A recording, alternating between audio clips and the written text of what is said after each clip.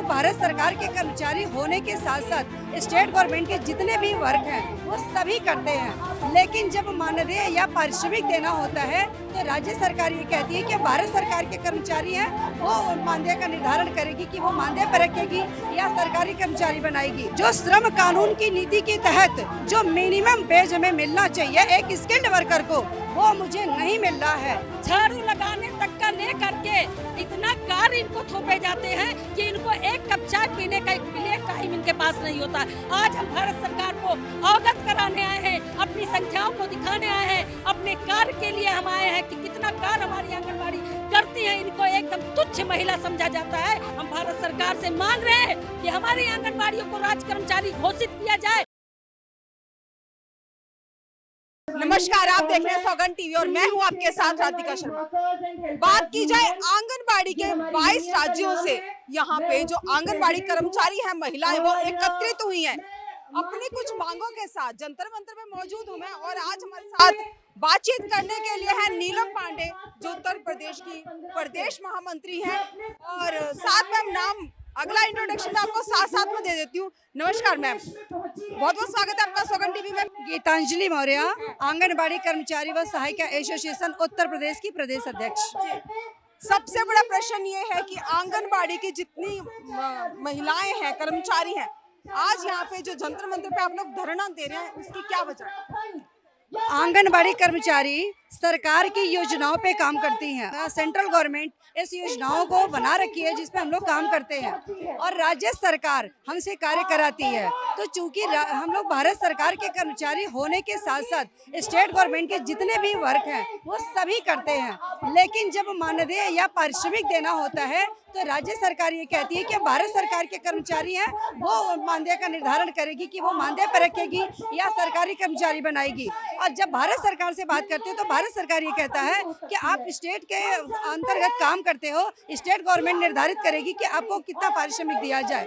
तो इन दोनों के बीच में हम आंगनबाड़ी कार्यकर्ताओं का नुकसान हो रहा है और यहाँ तक कि सरकार के कर्मचारियों की तरह नियुक्ति पाने वाली आंगनबाड़ी कार्यकर्ती, सरकार की ही योजनाओं पे काम करने वाली आंगनबाड़ी कार्यकर्ता और सरकार के ही कर्मचारी और अधिकारियों द्वारा सुपरविजन कराए जाने वाली आंगनबाड़ी कार्यकर्ती आज मानदेय पे कार्य करती है। मानदेय पे कार्य करती है, मतलब बोला जाए तो जो महीने का एक वेतन होता है वो बंदा वो आपको नहीं मिलेगा। जो श्रम कानून की नीति के तहत जो मिनिमम वेज हमें मिलना चाहिए एक स्किल्ड वर्कर को, वो मुझे नहीं मिल रहा है, जिसको लेकर के आज देश की पूरे भारत से 22 राज्यों के आंगनबाड़ी कार्यकर्तियां यहाँ उपस्थित होकर के अपने मांगों का एक ज्ञापन माननीय प्रधानमंत्री जी को और माननीय स्मृति ईरानी जी, जो महिला बाल विकास पुष्टाहार मंत्री हैं, उनको आज ज्ञापन देने का कार्य हम लोग करेंगे। क्या लगता है भाजपा के राज में स्मृति ईरानी जो है वो सारा आप लोगों का जो है देख रेख वो करती हैं, उनके सानिध्य में आप लोग आते हैं, क्या संज्ञान नहीं लिया गया? आपने पहले कभी बात करने की कोशिश नहीं की कि हमें जो वेतन है वो पूर्ण सरकारी के हिसाब से दिया जाए, कि हम सरकारी कर्मचारी हो? ऐसा है कि हमारा बार बार बात होता है, हम अपने विभाग के जो डायरेक्टर हैं, जो क्या नाम सचिव हैं, अपर निर्देशक हैं, मैं अपने विभाग के माध्यम से डीएम को, एसडीएम को, अपने डीपीओ के माध्यम से हम अपना जो है हमारी मांगे जो है हम हमेशा उनको अवगत कराते हैं, उनसे वार्ता कराते हैं, उनके संज्ञान में हम रखते हैं इस बात को। लेकिन मेरी बातों को अनसुनी कर दी जा रही है और हमको जीने लायक मानदेय नहीं दिया जा रहा है, 5500 के मानदेय हमको दिया जा रहा है। हम इनसे मांग कर रहे हैं, स्मृति ईरानी जी ने तो कह दिया साफ साफ कि आंगनवाड़ी बहनों का कोई कार्य ही नहीं है, ये मात्र 1 घंटे का कार्य कर रही है, जो कि आंगनवाड़ी वर्कर 8 घंटे और 12 घंटे पूरा दिन वो कार्य करती है। मैडम, अगर देखा जाए तो बोला भी यही जाता है कि सिर्फ 2 ही घंटे का काम है,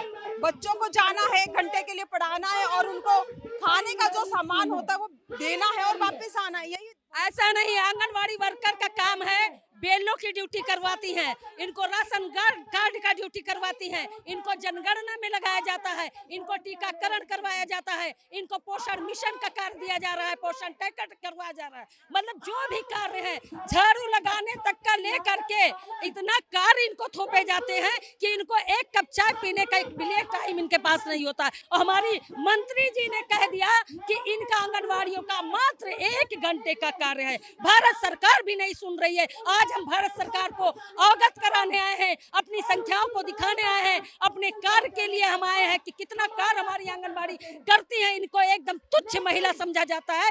ये महिला डिपार्टमेंट है, इसलिए इनको भारत सरकार भी अनसुनी कर रही है और राज्य गवर्नमेंट भी अनसुनी कर रही है। लेकिन हमारा मांग है, हम भारत सरकार से मांग रहे हैं कि हमारी आंगनबाड़ियों को राज कर्मचारी घोषित किया जाए। 2024 आने वाला है और 2024 के पहले हमने जो ये आंदोलन किया है 4 अक्टूबर में, मेरा मिशन जो है हमारी आंगनबाड़ी वर्करों के लिए है कि इनको राज कर्मचारी घोषित किया जाए। और जो हमारी रिटायरमेंट बहनें हैं, 62 साल की बहनें हमारी रिटायर हो गई, घर में बैठ गई, उनके जीने के लिए, खाने के लिए कुछ नहीं है, उनको बेहाथ, मतलब उनको कोरोना महामारी जब हुई थी उनको पैसा भी नहीं दिया गया, 4-6 महीने की सैलरी रोक ली गई, उनको पैसा भी नहीं दिया, खाली हाथ उनको घर पे भेज दिया गया, उनको ऐसा प्रताड़ित किया गया है। हम उनके लिए एक मुश्त रकम 5 लाख का मांग रहे हैं कि हमको ग्रेजुएटी चाहिए और हमारी बहनों को पेंशन भी हर मंथली चाहिए। ग्रेजुएटी चाहिए और पेंशन भी चाहिए। जिस तरह से अभी मैंने सुना मंच से, अभी एक सज्जन भाषण दे रहे थे, उन्होंने बोला अगर हमारी मांगे पूरी नहीं होती हैं तो 2024 के जो लोकसभा चुनाव आ रहे हैं उसमें मोदी को कोई भी वोट नहीं करेगा। तो क्या ये जी बिल्कुल, देश में 26 लाख आंगनबाड़ी कार्यकर्ती और सहायिकाएं हैं और 26 लाख परिवार है और निश्चित तक अगर ये सरकार हम लोगों की मांगों को पूरा नहीं करती है तो इस सरकार को उखाड़ फेंकने का काम पूरे देश की आंगनबाड़ी कार्यकर्तियां करेंगी। पहले संसद में जो पार्लियामेंट में बैठता है एमपी, और उस दिन नहीं बैठेगा तो उसका भत्ता नहीं बनेगा, बैठेगा तो भत्ता बनेगा, और ऊपर से भत्ता उसको अलग चाहिए। और हम लोग जमीन पर काम कर रहे हैं, जमीनी लड़ाई लड़ रहे हैं। जो भी सरकार का योजना आता है, जो भी महामारी आता है, जो भी चुनाव आता है, उसका सामना हम लोग करते हैं, है ना। तो स्मृति ईरानी जो सीरियल तैयार करने वाली, वो महिला क्या जानेगी जो काम क्या होता है, काम के बारे तो जानती नहीं है। आईसीडीएस में क्या क्या काम है अगर पूछ दिया जाए इसका आईसीडीएस का उद्देश्य क्या है तो वो एक शब्द नहीं बताएगी, एक शब्द नहीं बताई भाई। अच्छा, साथ साथ में अगर बात की जाए, महिलाएं यहाँ पे इकट्ठी हैं 22 राज्यों से, जैसे कि आपने बताया 22 राज्यों से इकट्ठी हैं। पीएम मोदी की बात की जाए तो बात की जाती है महिला सशक्तिकरण पे, साथ साथ में महिला आरक्षण पे, उसके बावजूद महिलाएं यहाँ पे इकट्ठी हो रखी हैं। क्या कुछ विडंबना है? जी हाँ, ये बहुत बड़ी विडंबना है कि महिला आरक्षण बिल पास हो रहा है और महिला आरक्षण बिल कब पास होगा? 2029 में, और आगाज कब किया जा रहा है? 2023 में। महिलाओं को फिर एक बार सरकार छलने का काम कर रही है, फिर से एक बार गुमराह कर रही है कि आप लोगों के लिए महिला आरक्षण बिल पास हो रहा है, जबकि 2029 में वो लागू होगा।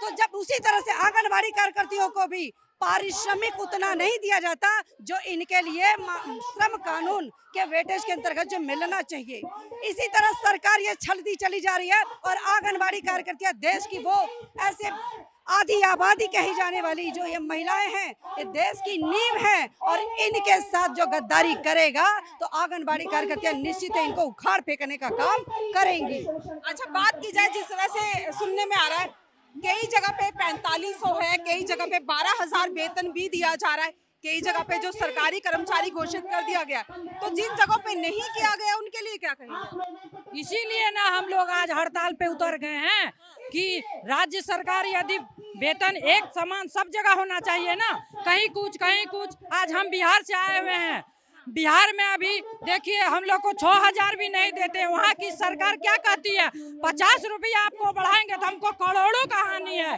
क्या ये देश मेरा नहीं है? हम भारत की बेटी नहीं है? आज ये देश को आजाद करने में हमारी नारी नहीं है आगे?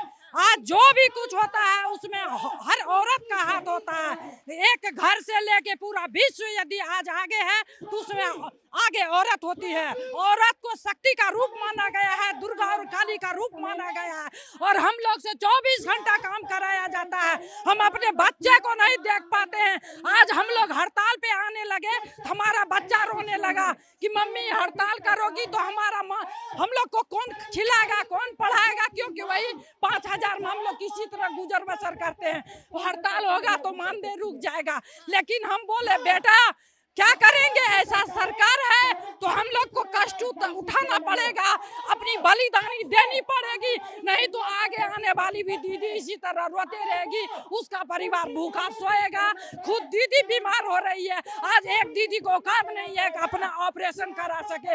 ऐसी सरकार को हम रखेंगे जो हमको बहाली करके नचा रहा है, नर्तकी बना दिया है, रोड पे हम लोग मरते रहते हैं, लेकिन सरकार देखने नहीं आता, पूछता नहीं है। हर बजट में हम लोग इंतजार करते रहते हैं कि हम लोग के लिए भी कुछ होगा, लेकिन हम लोग शाम में रोने लगते हैं और गाली देते हैं अपनी सरकार को, जिसको हम लोग सम्मान देते हैं, आज वो गाली खाने का काम करता। हर दीदी का श्राप उसको खा जाएगा यदि हम लोग को वेतनमान नहीं करेगा तो। अच्छा, बात की जाए G20 की, G20 में जिस तरह से पूरे जो विश्व है वहां से हमारे देश में अतिथि आए, स्वागत किया गया, लेकिन कहीं ना कहीं देखा जाए तो क्या उनको बुलाने के साथ साथ जो अपने देश के आम नागरिक हैं उसको क्या दरकिनार कर दिया गया? महिलाओं का अपमान, महिलाओं का अपमान नरेंद्र मोदी शुरू से अपमान किया है, आज भी कर रहा है। वो महिला बिल से हम महिला मानने वाले नहीं है।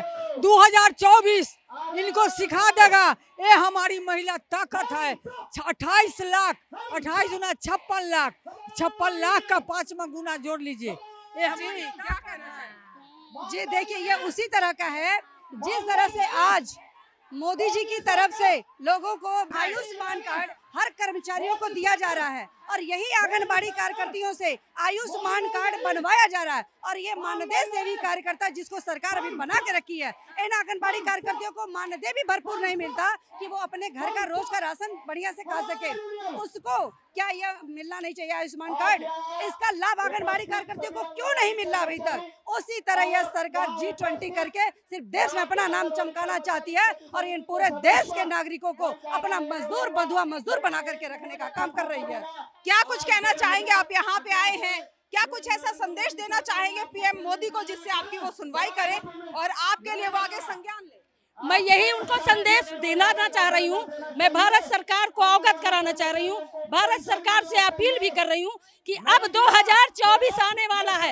अगर मेरी ताकत को आप नहीं पहचान रहे हो, इन महिलाओं को आप नहीं देख रहे हो, इनकी सैलरी दूना, इनको कर्मचारी घोषित नहीं किया जा रहा है, इनका को जो काम करा नहीं जा रहा है, इनकी मांगों को पूरा नहीं किया जा रहा है, इनके अधिकार को नहीं दिया जा रहा है, तो 2024 उनके लिए बहुत बड़ा महंगा पड़ेगा और हम उनके सत्ता शासन को गिराने का काम हम बहनें करेंगे। आंगनबाड़ी के पास अगर कोई है तो एक उनकी सास है, उनकी सहेली है, उनकी बहनें हैं, मतलब एक आंगनबाड़ी के पीछे 50 वोट है और वो वोट जान लीजिए उनका खपत।